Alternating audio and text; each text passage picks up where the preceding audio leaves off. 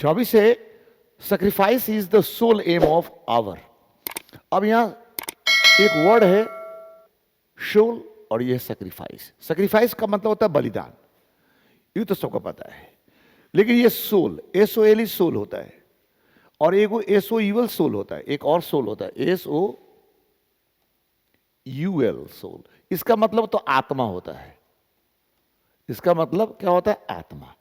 इसका मतलब क्या होता है? इसका दो मतलब होता है। अगर इसको नाउन की तरह यूज करोगे तो जूते के जो नीचे तल्ला होता है, तलवा, उसको कहते हैं। और अगर एडजेक्टिव के रूप में इसका इस्तेमाल करोगे तो इसका मतलब होता है ना, एक। इसका मतलब होता है एकमात्र। बात समझ में आ रही है? तो अंग्रेजी की यही खासियत है, जैसे ही इसका पार्ट्स ऑफ स्पीच चेंज करेगा वैसे ही इसका अर्थ बदल जाता है। इसलिए अंग्रेजी का कंसेप्ट जिसका क्लियर नहीं है ना भाई, वो आदमी अंग्रेजी में मास्टर नहीं हो सकता। इसलिए हमें अगर अंग्रेजी सीखना है ना तो अंग्रेजी के कंसेप्ट पर ध्यान देना पड़ेगा कि इसका इस्तेमाल कैसा हो। रट्टा मारोगे फेल हो जाओगे यार। इसलिए देखो यहाँ पे ये सोल वर्ड है, इसका दो अर्थ होता है। एक नाउन, नाउन माने जूते का तल्ला या जूते का तलवा, और एडजेक्टिव का मतलब होता है एकमात्र। अब कैसे पता चलेगा कि नाउन है कि एडजेक्टिव है? तो देखो यार कैसे चलेगा, क्योंकि एडजेक्टिव होगा तो कोई ना कोई नाउन का गुण बतलाएगा। अगर ये नाउन होगा तो सब्जेक्ट बनेगा, नहीं तो ऑब्जेक्ट बनेगा। हर पार्ट ऑफ स्पीच का अपना अपना फंक्शन होता है, ठीक है ना? तो वो फंक्शन को देखना पड़ेगा। जैसे नाउन का फंक्शन क्या हो? सब्जेक्ट बनना, ऑब्जेक्ट बनना, प्रीपोजिशन का ऑब्जेक्ट बनना, सब्जेक्ट कंप्लीमेंट बनना, ऑब्जेक्ट कंप्लीमेंट बनना। उसी तरह प्रोनाउन, नाउन के बदले में आना, एडजेक्टिव नाउन का और प्रोनाउन का विशेषता बतलाना, वर्ब एक्शन को बतलाना, एडवर्ब वर्ब का, एडवर्ब का और एडजेक्टिव का गुण बतलाना, कंजंक्शन दो शब्दों को या दो वाक्यों को जोड़ना, इंटरजेक्शन मन की भावनाओं को व्यक्त करना, प्रीपोजिशन नाउन के पहले आना और उस नाउन का संबंध वाक्य दूसरे शब्द से जोड़ना। तो हर पार्ट से स्पीच का अपना अपना काम होता है, ठीक? तो देखो यहाँ पे कौन सा काम कर रहा है। यहाँ पे एम है और सोल है। एम हो गया लक्ष्य, ये हो गया नाउन, और ये इसको गुण बतला दिया, यानी कि ये हो गया इसका एडजेक्टिव। जो नाउन का गुण बतलाता है उसे कहलाता है एडजेक्टिव। यानी यहाँ सोल एडजेक्टिव के रूप में यूज हो रहा है। इसका मतलब हो गया ये एकमात्र, इसका हिंदी हो गया। तो बलिदान है एकमात्र उद्देश्य हमारा। हमारा किस चीज का? फिलोसोफर का, हमारा कोई दर्शन शास्त्री का ये मात्र उद्देश्य है, या फार्मर का उद्देश्य है, किसान का, कि हमारा साइंटिस्ट का, कि हमारा अधिकार का? तो हमारा अधिकार का ये उद्देश्य है। यानी हमारा जो अधिकार है उसका उद्देश्य होता है बलिदान देना। यानी हमारा जो राइट्स होता है, हमारा जो अधिकार है, वो बेस्ड है किसके ऊपर? बलिदान के ऊपर। तो हम लोग किसके साथ जाएंगे? राइट्स के साथ जाएंगे। 25 आ जाओ यार। 25 में क्या लिखा हुआ है? Is dead against. Dead against का मतलब होता है के खिलाफ। ये बताया पीछे भी, डेड अगेंस्ट एक फ्रेज है, इसका मतलब होता है के खिलाफ। डेड अगेंस्ट थे, डेड अगेंस्ट हैं। ब्लाइंड इमिटेशन, अंधा अनुकरण। किस चीज का? वेस्टर्न सिविलाइजेशन का। यानी हैं के खिलाफ अंधा अनुकरण का। किस चीज का? तो पश्चिमी सभ्यता का। ना, पश्चिमी सभ्यता का अंधा अनुकरण के खिलाफ हैं कौन? महात्मा गांधी। ये हम लोगों ने की पॉइंट में डील किया हुआ है। इसमें ऑप्शन तुम्हारे पास है नेहरू जी, पटेल जी, अंबेडकर साहब, नहीं, Gandhi ji. The Gandhi is the right option. आई बात समझ में? चलो जी नेक्स्ट।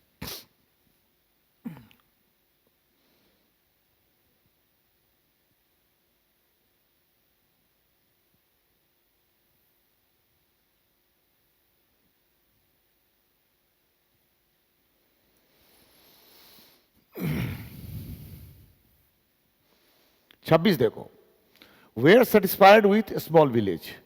थे संतुष्ट, हाँ, छोटे से गांव से। देखो 2020 की क्वेश्चन है ये साइंस का। छोटे से गांव से संतुष्ट थे कौन जी? हमारे पूर्वज, जर्मन्स, रोमन्स, इटालियंस। हमारे पूर्वज छोटे से गांव से संतुष्ट थे क्योंकि उनकी इच्छाएं सीमित थी। और जिस आदमी का इच्छाएं सीमित होती है ना भाई, वो आदमी संतुष्ट होता है। और जो आदमी संतुष्ट होता है वही आदमी किसी को हैप्पीनेस दे सकता है, वही आदमी कोई क्रिएटिव है ना वर्क कर सकता है, उसके अंदर ही क्रिएटिविटी हो सकता है। लेकिन जो व्यक्ति संतुष्ट नहीं है वो आदमी है ना वो किसी का हित नहीं चाहेगा, वो हमेशा अहित सोचेगा, ठीक है ना। और ऐसे इंसान से न समाज का निर्माण होगा, न परिवार का निर्माण होगा, न देश का निर्माण हो सकता है। और आज हमारा है ना 100 में 99% लोग असंतुष्ट है, और इसीलिए न सही समाज का निर्माण हो पा रहा है, न सही परिवार का निर्माण हो पा रहा है, कोई भी चीज़ सही नहीं चल रहा है। लेकिन हमारे पूर्वज एकदम सेटिस्फाइड थे क्योंकि उनकी इच्छाएं सीमित थी, इसलिए वे लोग छोटे से गांव में रहकर भी संतुष्ट थे। आज हम लोग बड़े से बड़े है ना महानगर में रहकर भी हम लोग संतुष्ट नहीं है भाई, ठीक है ना। इसलिए हम लोग चलेंगे our ancestors they are satisfied, संतुष्ट थे छोटे से गांव से। ये क्वेश्चन 2020 का साइंस का है। 27 देखो, has civilisation taught us to be more towards one another. ये देखो इस सिविलाइजेशन के चलते ये क्वेश्चन इसमें आ गया है, लेकिन ये क्वेश्चन इस चैप्टर का है नहीं। ये जो क्वेश्चन आपका वो चैप्टर है उससे ये जुड़ा हुआ है। इसको आप स्टार मार्क लगा लेंगे और देख लेंगे कि ये उस चैप्टर का ये क्वेश्चन है कि क्या सभ्यता सिखाई हम लोगों को होना मोर टुवर्ड्स वन अनदर, एक दूसरे के प्रति होना। क्या दुश्मन? सभ्यता कोई दुश्मनी सिखाता है? नहीं। एंग्री माने क्रोधित होना? नहीं। अपसेट होना? नहीं। वो सिखाता है फ्रेंडली होना, दोस्ती होना। यानी सभ्यता हमें एक दूसरे के प्रति दोस्ती करना सिखाता है। और ये जो क्वेश्चन है वो ideas that have help Mankind से लिया गया है, वहाँ से लिया गया है। तो भैया आप इसको स्टार मार्क करके लिख लोगे कि ये question Indian civilisation and culture का नहीं है।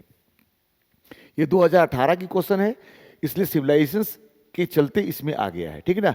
तो इसका आंसर क्या होगा? डी। नेक्स्ट आ जाओ 28, आवर एंसेस्टर्स इंजॉयड, हमारे जो पूर्वज थे ना इंजॉय करते थे ट्रू क्या चीज? रूल। तो कौन सा? Nice rule, society rule, nation rule या होम रूल? तो होम रूल्स इंजॉय करते थे, यानी home rule C is the right answer. Home rule मतलब अपने द्वारा बनाए गए, यानी भारत का अपना रूल, अपना नियम, अपने संस्कार क्या, अपने संस्कृति के द्वारा बनाया गया रूल, अपना अध्यात्म, अपना वेद, अपना क्या कहते हैं जो ग्रंथ था उसके आधार पर बनाया गया, अपने परिवेश के आधार पर बनाया गया रूल को होम रूल कहते हैं। क्योंकि जैसा भारत का परिवेश होगा उसी हिसाब से रूल यहाँ पे काम करेगा। अब बताओ भारत में 4 तरह के अलग अलग ऋतुएं आती हैं, तो हमें एक प्रकार के कपड़े पहनने की क्या जरूरत? हम लोग तो अलग अलग कपड़े पहनते हैं, यहाँ अलग अलग चीज़ उगता है, तो हमें विदेशी है ना कल्चर को फॉलो करोगे तो कैसे काम चलेगा? इसलिए भारत का रूल भारत के लिए अप्लीकेबल है, विदेशी रूल अप्लीकेबल नहीं है। लेकिन हम इतने अंधे हो गए हैं कि आंख बंद करके उसको फॉलो करते हैं, जिसमें कोई फ़ायदा हमारा नहीं है। हमारा है ना नाश ही होगा, हमारा विनाश ही होगा, लेकिन हमारा है ना विकास नहीं हो सकता। Try to understand that. Next आ जाओ, वेल्थ एंड लग्जरी, यानी धन दौलत और लग्जरी में सुख सुविधा डू नॉट मेक, नहीं बनाता है ना हैप्पी, नहीं बनाता है हैप्पी। किसको? बर्ड को। बर्ड को क्या लेना देना है धन दौलत से और सुख सुविधा से? गाय को क्या लेना देना है? कुत्ते को क्या लेना देना है?